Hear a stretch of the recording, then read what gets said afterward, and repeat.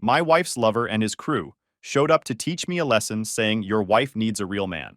Later, when the paramedics showed up, they couldn't even walk. Hey Reddit, get ready for this one because it gets wild.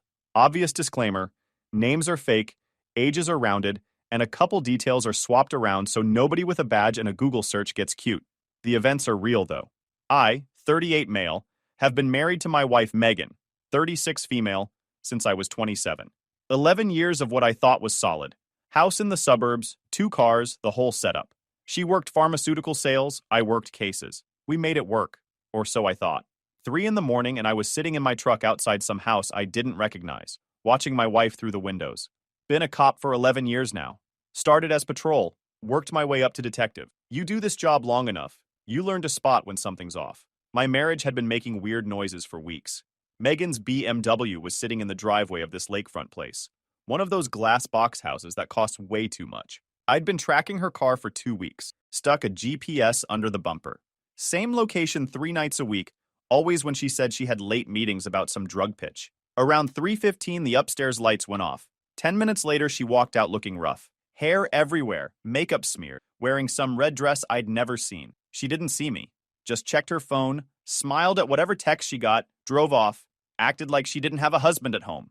I didn't follow. Already knew where she was headed, back to our place to shower and climb into bed like nothing happened, like she hadn't been making me look like an idiot for who knows how long. So I sat there staring at this house. Nice cars everywhere, boat at the dock, the whole setup. And inside was whoever had been screwing my wife. Phone buzzed, text from Megan. Sorry, babe, client dinner ran late. Be home soon. Didn't respond, just screenshotted it and added it to the folder on my phone, building a timeline like I did for court. Timestamps, photos, screenshots, evidence. By the time I got home, it was 4:30. Megan's car was in the garage. All the lights were off. Walked in quiet, headed to the kitchen, started coffee. 20 minutes later, she came down in that robe I bought her last Christmas. Hair wet. That shower she always took when she got back from wherever. You're up early. Couldn't sleep. She poured coffee, kept her back to me. Had that defensive edge in her voice already. Conference ran late. You know how doctors are. Talk business over dinner forever. Right. The conference. That was tonight? Shoulders tensed up. Yeah. Why? Just checking. Thought it was next week. No, it's this week. I told you. My bad then. She turned around and that's when I saw it. Purple bruise on her collarbone. She'd tried covering it with makeup, but the shower washed it off. What's that on your neck? Hand flew up automatically. Oh, this? Curling iron got me this morning. Looks like teeth marks. Don't start, Stone. I'm tired. Don't need your paranoid crap right now. Paranoid? Yeah, paranoid. Been acting weird for weeks. Questioning everything. It's exhausting. Set my coffee down careful. I know you're cheating, Megan. Kitchen went dead quiet. She opened her mouth. Nothing came out. That was new. Megan always had something to say. Been tracking your car 2 weeks. You've been going to some house on Clearwater Drive. Same place 3 times a week when you say you're working. You're tracking me. That's insane. What's insane is lying to me for weeks. Coming home smelling like someone else and thinking I wouldn't notice. Face went from shocked to pissed in about 2 seconds. Want the truth? Fine. Yeah, I'm seeing someone. Because you're boring, Stone. You work cases and come home exhausted. We don't go anywhere. Don't do anything. I need more. More than this. Waved around the kitchen. The house I pay for. More than a husband working 60 hours a week so you can drive that BMW and buy $600 dresses? Not about money. Then what? Being with someone who has ambition. Who's actually going somewhere. And I'm not? You're a cop, Stone. Been one for 11 years. Gonna be one forever. You'll never be anything more than what you are right now. There it was. What she really thought. I wasn't good enough. Never was. Who is he? Arms crossed. That smug look I'd been seeing more lately. Preston, real estate developer. Successful, ambitious, everything you're not. How long? 6 weeks. Get out. She blinked. Wasn't expecting that. What? You heard me. Pack a bag and get out of my house. Your house? This is our house. I'm not going anywhere. Wrong. Mortgage is in my name. I pay it every month. You contribute nothing. Get your stuff and go to Preston since he's so ambitious. You can't just kick me out. Stood up from the table. 6'2", 220. 11 years of chasing down guys who didn't want to be caught. Looked her dead in the eyes. Watch me. You got 30 minutes to pack what you need. Anything else I'll throw on the porch. This is insane. I have rights. You have the right to leave before this gets ugly. 30 minutes. Her voice cracked. You can't do this. Want to test me? Her face changed, scared. Fine. But this isn't over. Yeah, it is. 30 minutes. She stormed upstairs. I heard drawers slamming, closet doors banging. Didn't care. Just sat there drinking my coffee and planning what came next. 28 minutes later, she came down with 2 suitcases, eyes red but more angry than sad. You're making a huge mistake. Only mistake I made was you. Keys to the house. Excuse me? House keys. On the counter. Now. Stone. Now. She threw them so hard they bounced off the backsplash and hit the floor. Dramatic exit ruined by bad aim. My lawyer will destroy you? Looking forward to it. Door slammed. BMW peeled out. Gravel flying. Whole dramatic exit. Sat there with my cold coffee knowing this was just the beginning. Megan thought she'd walk away clean with her pride and someone else's money. She was about to find out that betting against me was her biggest mistake. Wade showed up at the diner at 7 like always. Been my partner 6 years. Built like he played linebacker. Got a temper that got him suspended twice. Beard made him look like some biker who ended up with a badge. Guy who'd throw down with anybody, but give you his last 20 if you needed it. Boss, you look like crap, he said, pouring coffee from the pot the waitress left. Wife's been cheating. Kicked her out this morning. I filled him in on everything. The GPS tracking, the lakefront house, 6 weeks of lies, Megan telling me I was boring and going nowhere. When I finished, he was quiet for a minute. Just stared at his coffee like he was thinking about punching something. So what's the play? He finally asked. Information first. Can't tear down what you don't understand.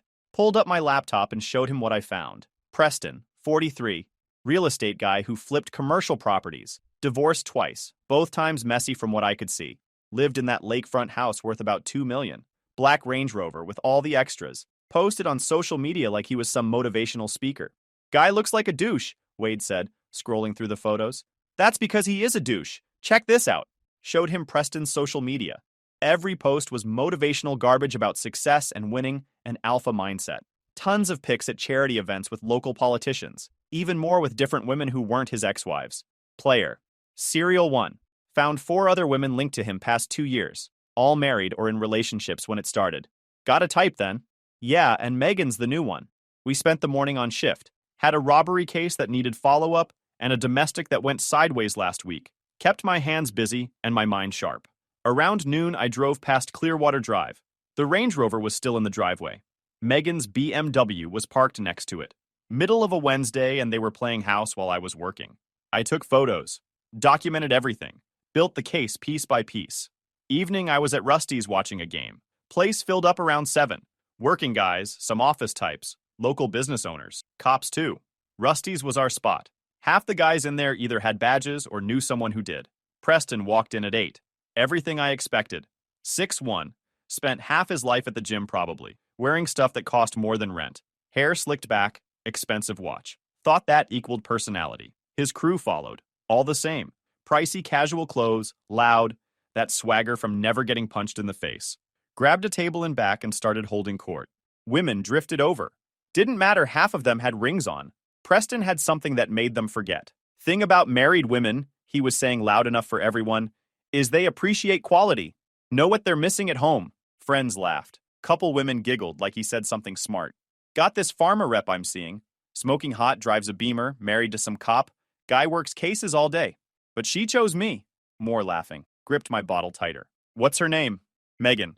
Total upgrade from her situation. Says the bedroom's dead. Guy's got nothing. Can't satisfy her. Can't provide for her.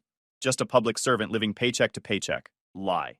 We were together 2 weeks ago. Or maybe for her it was just going through the motions. Didn't matter. What mattered was this guy running his mouth about me in a bar full of people. Why's she still married? Was married. Her husband kicked her out this morning like a little biatch having a tantrum. Probably crying into his pillow right now. That got the biggest laugh yet. I finished my beer. Set it down. Caught Rusty's eye from across the bar. He gave me a look that said he heard it too. We go back 15 years. He ran this place for 30 years. Retired Marine, never forgot a friend. I walked over to their table. Slow. Deliberate. Room didn't go quiet, but conversations near us got softer. People sensing something. Preston looked up annoyed at first. Then something registered. Yeah. Know you? Stone. The cop whose wife you've been screwing. The one you're running your mouth about. His boys shifted in their seats. 2 of them. One thick like he lifted. Other one lean, but looked fast. They were reading the room trying to figure out if this was going to be a problem. Preston leaned back. Tried to look casual, but I saw his shoulders tense. Look, man. No disrespect. But if your wife's finding what she needs elsewhere, maybe ask yourself why. Maybe ask yourself what kind of man brags about other people's marriages in public. Kind who tells the truth. She came to me, said you couldn't handle her, couldn't keep up, said you were. That's when I hit him. Just stepped forward, grabbed his shirt with my left hand, and drove my right fist into his face. His nose made a sound like stepping on dry branches. Blood everywhere. His boys scrambled up, chairs flying, but I was already moving. 11 years of chasing guys who didn't want to be caught teaches you how to fight dirty and fast. The big one rushed me, stepped inside his swing, drove my elbow into his throat. He went down gagging. The lean one tried circling behind, kicked a chair into his shins, caught him stumbling, drove my knee into his face. Down. Preston was trying to get up, blood streaming from his nose, swinging wild. Sloppy. Gym muscles don't mean you know how to fight. Slipped his punch and put 2 hard shots into his ribs. Heard something crack. He doubled over and I drove my knee into his face. Once. Twice. Let him drop. Whole thing took maybe 15 seconds. 3 guys on the ground. 1 bleeding from his nose, probably broken. 1 holding his throat. Preston curled up, making sounds I'd heard from guys who just realized they weren't as tough as they thought. Bar was quiet. Then Rusty came out from behind the bar. Known him since I was a rookie. He looked at the damage, looked at Preston's crew, made a decision in about 2 seconds. Stone, office, now. Followed him to the back room. He closed the door, pulled up the security footage on his ancient monitor. 3 camera angles covering the bar. 1 showed the whole thing clear as day. Me walking up. Me throwing the first punch. Rusty looked at me. That footage shows you starting it. I know. You know Preston's gonna press charges. Guy like that doesn't take an ass-kicking quietly. Probably. Rusty was quiet. Then he reached over and started typing. I watched him clip the footage. Save a new version that started 30 seconds later, right when Preston's boys were scrambling up. The earlier part disappeared. Camera angles in here are garbage, Rusty said. Half the time they don't catch what starts things. All I saw was Preston and his boys getting loud. Then everything went sideways. They've been in here before causing problems. Preston's got a reputation. What about witnesses? What about them? Bar was loud. Game was on. People saw Preston's crew getting aggressive with a cop. Saw them stand up first. Saw chaos. Nobody saw exactly who threw what. Some of them saw. Some of them saw what they expected to see. Loud, drunk, rich guy with a history gets put down by an off-duty cop after running his mouth about the cop's wife. Story tells itself. He was right. Preston had a reputation. I had 11 years of clean service. People see what makes sense. I owe you. You don't owe me anything. You owe yourself an explanation for why you did something that stupid. But that's between you and whatever you see in the mirror. Went back out. Patrol had already arrived. Someone called it in. Preston's crew was sitting up now, holding ice to various parts of their faces. Preston was demanding badges and lawyers and civil suits, making noise about police brutality and assault. One of the patrol guys I knew pulled me aside. Stone, what happened? They were running their mouths about my wife. Things got heated. They got aggressive. I defended myself. 3-on-1? 3-on-1. He looked at Preston, still bleeding and threatening lawsuits. Looked at his boys, looked back at me. I could see him doing the math. Cop with a clean record versus drunk rich guy with a reputation for causing problems. Not a hard equation. Gonna need statements from everyone. Understood. They separated us. Took statements individually. Preston's version was assault and battery. I attacked unprovoked. He was just having drinks with friends. His boys backed him up word for word. 2 word for word. Cops notice when stories match too perfectly. My statement was simple. They were making threatening remarks about my wife. Got loud. Got aggressive. When they stood up and started moving toward me, I believed I was about to be attacked and responded to protect myself. Rusty gave his statement. Respected. No reason to lie. Said Preston's group had been getting louder all night. Said he'd had problems with Preston before. Had to ask him to leave once last year. Said the confrontation escalated fast, and from where he was standing, it looked like Preston's crew initiated physical contact. The footage he provided supported that version. Angles were bad. Couldn't see who threw first. Just showed 3 guys surrounding 1 guy, then chaos. Other witnesses varied. Some said they saw Preston get loud. Others heard threats about teaching lessons. A few said they couldn't see exactly how it started. Chaos and confusion. But the pattern was clear. Everyone agreed Preston's group was the problem. Nobody had a bad word about the quiet cop who usually sat at the bar and watched games. That's when the union rep showed up. Someone must have called it in. Guy who'd been repping cops for 20 years. Had a lawyer on speed dial and a way of making problems disappear. Stone, you good? Good enough. Preston's making noise about assault charges, wants to talk to internal affairs. Let him talk. He looked at the scene. 3 guys who looked like they got hit by a truck. 1 cop without a scratch. Footage? Rusty's got it. Shows them getting aggressive. Doesn't show who started it. Good enough. You got anyone who saw them throw first? Couple people said they saw chairs moving before I reacted. Rusty says they were causing problems all night. He nodded. Did his own math. Preston's got 2 prior complaints at bars around here. Last year, he got thrown out of O'Malley's for grabbing some guy's girlfriend. Year before that, he threatened a bartender at Sullivan's over a tab dispute. Both times, witnesses backed him as the instigator. Didn't know that. Now you do. Point is, guy's got a pattern. You've got 11 years of nothing. No complaints, no excessive force write-ups, 2 commendations. When this goes to IA, they're going to look at his history and your history and make a judgment call. Preston and his boys got put in cuffs that night. Not for being assault victims, for drunk and disorderly, public intoxication, making threats, enough to hold them overnight and make their lives complicated. I went home, iced my knuckles, barely swollen, knew how to throw a punch without hurting myself. One of the first things you learn coming up. Phone buzzed around midnight. Megan. What did you do? Handled a situation. Preston's says you attacked him. He and his boys were running their mouths. Things escalated. I walked away fine. They didn't. This is insane, Stone.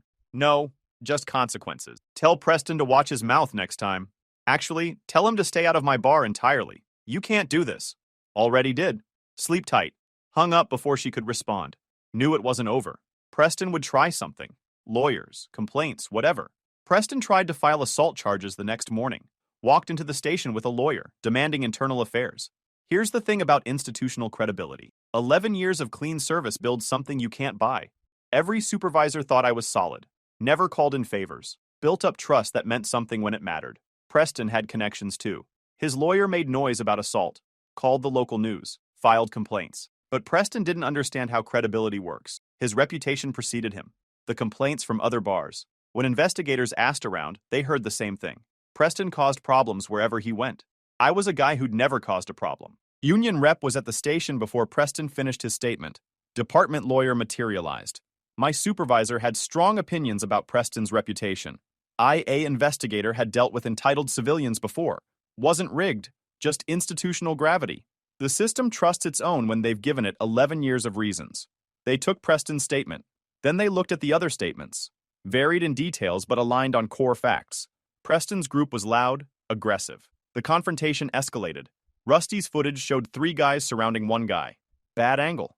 Couldn't see who threw first, but you could see the situation escalating. Looked like what the statements described. Preston's lawyer got interested in moving on. Complaint withdrawn. IA opened a file anyway. Standard procedure. They interviewed me twice. Kept it simple. Video and statements supported my version. File closed after 3 weeks. No action taken. Self-defense supported by witness testimony. Subject officer has exemplary record. Complainant has documented history of similar altercations. I didn't win because I'm a choir boy. I won because I knew how the building works. Because Rusty had my back. Because Preston's history made him the perfect guy to not believe. Meanwhile, word got around. Story spread through contractor circles, business owner networks, local Facebook groups. Different versions, but the core was the same. Real estate developer talked trash about a cop's wife. Got his ass handed to him when he didn't know when to shut up. His main lender started asking questions. Not about the fight specifically. About the kind of person they were doing business with.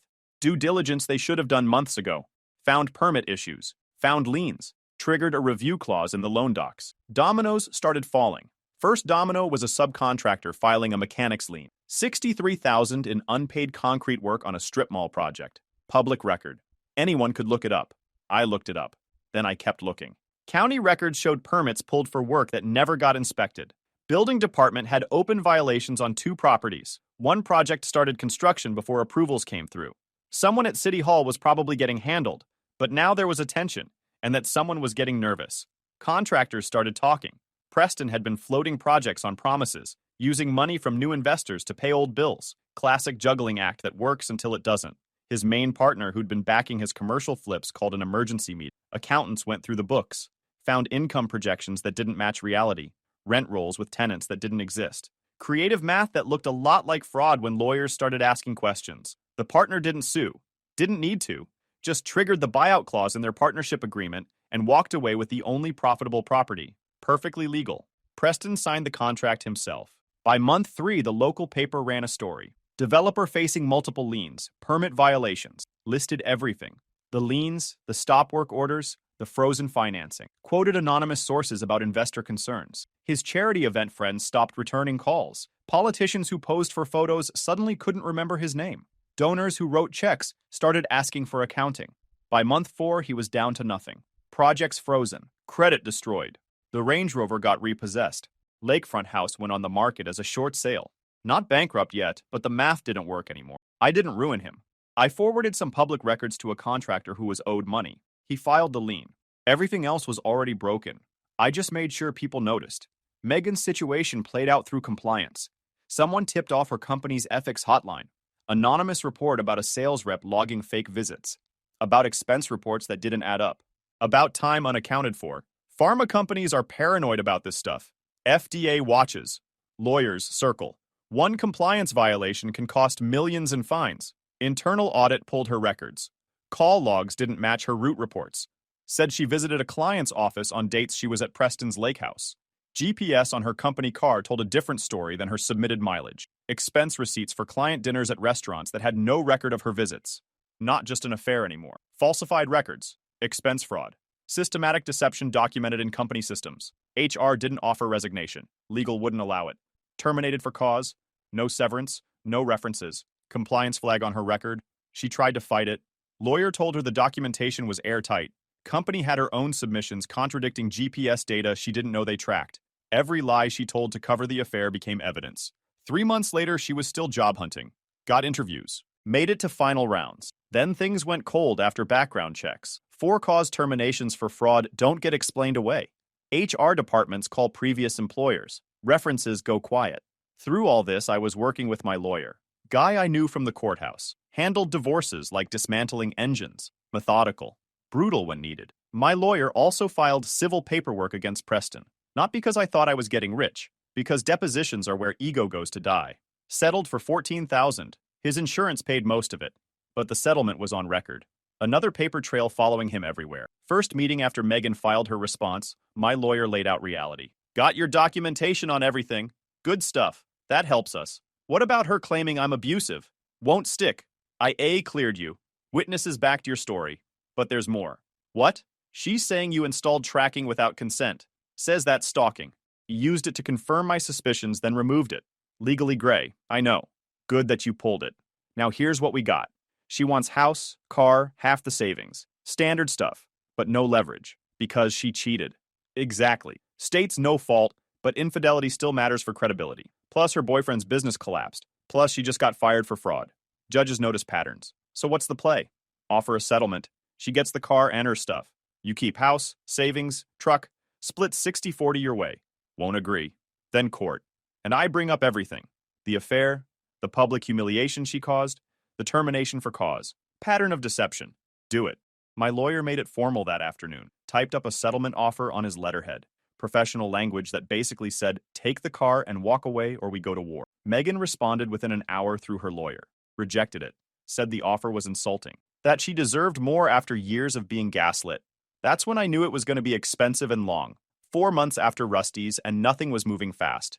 November to January to March, we had 3 court dates scheduled and 3 cancellations. First one, I'm standing in the hallway when the clerk slides a paper through the window saying continuance granted because her lawyer claimed missing documents.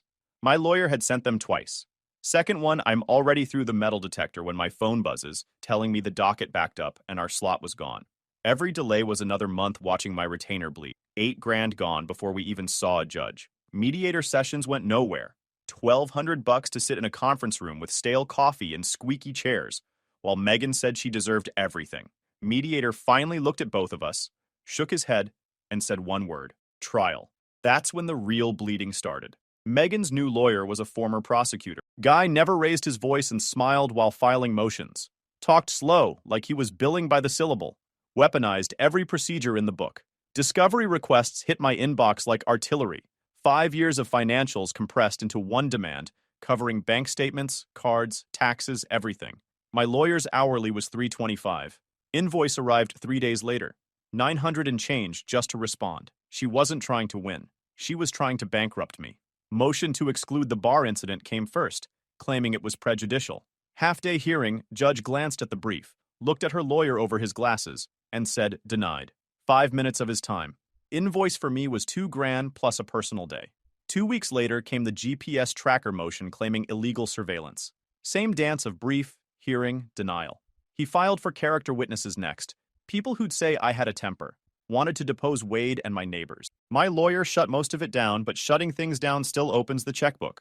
Month 5 and my retainer was empty. Wrote another $5,000 check at my kitchen table at midnight, with the calculator still glowing next to the checkbook. Lawyer warned me we were looking at 10 to 15 total before this ends. Same week, someone at the precinct asked if I was handling things okay. The IA file was closed, but whispers travel. Some guys nodded at me different now. Respect or distance, couldn't tell which. Work all day, then home to nothing. House was too big. Megan's stuff still sat in the spare room behind a closed door I couldn't bring myself to open. 3 a.m. I'd be awake again, doing math on the ceiling. Legal fees, lost overtime, what my credit score would look like if I needed a loan. Numbers never worked. Then her lawyer filed another continuance claiming an expert witness conflict. Pushed to April. Expert witness for a divorce. Some psychologist hired to testify I was controlling, that the GPS tracking showed a pattern, that Megan was justified seeking comfort elsewhere. Bull, but credentialed bull. We hired our own expert. $3,000 for the evaluation, $2,000 for prep, 6 hours of interviews. Report said I showed no abusive patterns and my responses to infidelity were normal. Court date got pushed to April 22nd. My lawyer prepped me the week before. Her lawyer will try to rattle you. Don't bite. Won't. Demeanor matters as much as facts. Keep cool. I'll be fine. We deposed Preston 2 weeks before trial. Conference room with bad lighting and worse coffee. He showed up looking like he aged 10 years. Lost weight. Suit didn't fit anymore. Borrowed probably. The Range Rover money was long gone. His lawyer was there looking uncomfortable. Her lawyer was there looking confident. My lawyer started with the affair. Preston admitted it. Then came Rusty's. Describe what happened that night. Preston straightened up. I was having drinks with friends. Stone approached us. Then he attacked me without provocation. Sucker punched me while I was sitting down. Her lawyer was nodding. This was their play. Paint me as a violent aggressor. My lawyer flipped to another document. Mr. Preston, have you ever been asked to leave a bar due to your behavior? Hesitation. I don't recall. O'Malley's Pub, 14 months ago. Manager asked you to leave after you grabbed a woman without consent. Her boyfriend complained. You threatened him. His lawyer objected. My lawyer produced the incident report. Dated. Signed. Preston's face changed. Sullivan's Tavern, 26 months ago. Bartender filed a complaint after you threatened her over a disputed tab. Another objection. Another document. Another piece of Preston's credibility crumbling. 2 documented incidents of aggressive behavior at bars. Pattern of escalation. And you want this court to believe at Rusty's you were quietly having drinks when a cop attacked you for no reason? Long pause. Preston's credibility was tissue paper, and everyone knew it. Maybe things got heated, Preston finally said. Maybe some words were exchanged. You provoked him. Deliberately. Publicly. And now you're surprised there were consequences. Preston's lawyer called for a break. The deposition ended with his credibility in pieces. April 22nd. 8 months after filing. Metal detector. Stale coffee. Megan brought her sister, a few friends. Smaller crowd than expected. Me, Wade, my lawyer. Didn't need a crowd. Needed facts. Judge took the bench at 9. 50s. Sharp eyes. My lawyer opened. Timeline. Affair. Confrontation. Bar incident. Termination. Pattern of deception. They tried to counter. Controlling husband. Surveillance tactics. Violence. Made me sound like a predator. Megan took the stand. Her version. Tracking. Monitoring. Forced out of her home. Cried describing our kitchen confrontation. Her lawyer showed photos. Preston's face. Made it look worse than it was. My lawyer cross-examined. Affair timeline. Termination. She claimed retaliation. My lawyer produced company documentation. Falsified call logs. Fraudulent expenses. GPS contradictions. Produced my screenshots. Her text saying, client dinner ran late while at Clearwater Drive. Same lies she told her employer. Pattern. Then my lawyer called Rusty. 30 years running that bar. Retired Marine. No criminal record. No reason to lie. Mr. Rustin, you were present the night of the altercation? Yes, sir. Describe what you observed. Rusty looked at the judge. Preston and his group came in around 8. Got loud. I've had problems with Preston before. Last year I had to ask him to leave. He's got a mouth on him. And that night? He was running his mouth about Detective Stone's wife. Whole bar could hear it. Graphic stuff. When Stone went over to confront him, Preston kept going. His buddies stood up, chairs moving. From where I was standing looked like they were about to jump him. Did you see who threw the first punch? Honestly? No. It happened fast, but I saw 3 guys surrounding one guy, and I saw that one guy defend himself. Your security footage has been entered into evidence. Can you describe what it shows? Shows Preston's group getting aggressive. Shows them standing up. Angles not great for the actual contact. Camera system's old. Her lawyer cross-examined. Tried to establish bias. Rusty didn't flinch. I've been running that bar 30 years. Had cops in there. Had civilians. Had problems with both. I call it like I see it. What I saw was a loudmouth who finally ran into someone who didn't take his crap. Judge took notes, asked questions, gave nothing away, closing arguments. Then we waited. 2 weeks later. Ruling in the mail. Divorce granted. Irreconcilable differences. Adultery noted. Judge's ruling was about credibility and patterns. Inconsistent testimony by plaintiff. Defendant's account corroborated by independent witnesses. Documented pattern of dishonesty by plaintiff affecting overall credibility. Complainant's boyfriend demonstrated documented history of aggressive behavior at similar establishments, undermining claims of unprovoked attack. Assets, house, truck, savings to me, BMW to her. 60-40 split. Judge cited her pattern of documented dishonesty affecting credibility. Assault claims dismissed. Over $20,000 in legal fees. 8 months of stress, done. 3 days after the ruling, Megan showed up. I was in the garage when her BMW pulled in. She got out slow. No makeup. Hair pulled back. Looked like she hadn't slept in days. Can we talk? Lawyer said no contact. Please, 5 minutes. I leaned against the workbench. Didn't invite her in. I made mistakes, she said. I know that now. Preston's gone. Job's gone. My sister won't talk to me anymore. My parents are asking questions I can't answer. Sounds rough. Stone, I'm asking you to reconsider. The settlement, the house, I have nothing left. You have the BMW. I can't live in a car. Her voice cracked. I've been staying in motels, using credit cards I can't pay off. I applied to 30 jobs last month. 30. Nobody calls back. Should have thought about that before you spent 6 months trying to bleed me dry. I was angry. My lawyer said we could win. Said you'd fold if we pushed hard enough. She stepped closer. I believed him. That was stupid. I know that now. Yeah, it was. We had 11 years. Tears running now. Doesn't that mean anything? I'm not asking for everything. Just enough to start over. A few months' rent. Something. You coordinated with your boyfriend to paint me as an abuser. You tried every motion in the book to drain my savings. You filed motion after motion trying to bankrupt me. I know. You called me boring. Said I'd never be anything more than a cop. Said it like protecting people for a living was something to be ashamed of. I didn't mean, yeah, you did. You meant every word. And then you threw away 11 years for some real estate guy with a nice car who told you what you wanted to hear. She was crying hard now. Real tears. Shaking. I'm begging you. Please. I'll sign anything. Give back the car. Whatever you want. Just don't leave me with nothing. Part of me remembered who she used to be. The woman who laughed at my bad jokes. Kissed me goodbye every morning. That woman was gone. She killed her herself. Go figure out your life somewhere else, Megan. We're done. She stood there for a long moment, waiting for me to crack. I didn't. Finally, she walked back to the car. Sat inside for 10 minutes before she drove away. Watched her taillights disappear. Didn't feel good. Didn't feel bad either.